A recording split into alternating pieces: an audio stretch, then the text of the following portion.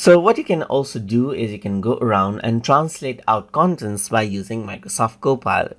So for example, I'm going to go around and paste out this particular chunk of text right here, and then I'm going to go around and say translate this text into Spanish language right here, just like this, and press enter. So once I go around and do that, what happens is that it takes that particular paragraph, as you can see right here, and then it simply translates it into Spanish right here, just like this, as you can see. So it's take this last sentence, as you can see right here, as the prompt.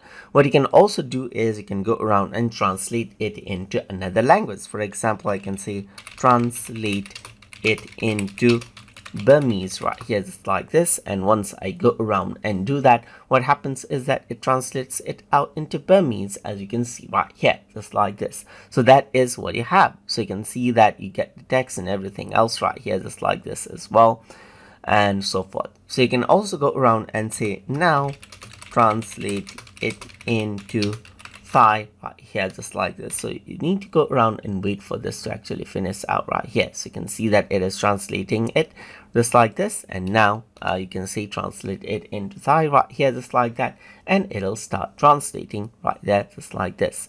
So now let me just go around and then copy this out. So you can see that it is getting confused right here. So let me just go around and copy this, and now I'm going to go around and say into Thai language right here, just like this, press enter, and then what happens is that it'll translate it into Thai language. So you can see that it is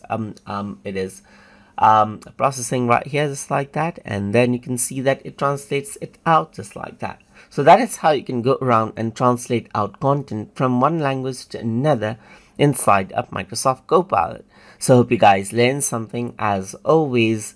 And as always, please like, comment, share, and subscribe.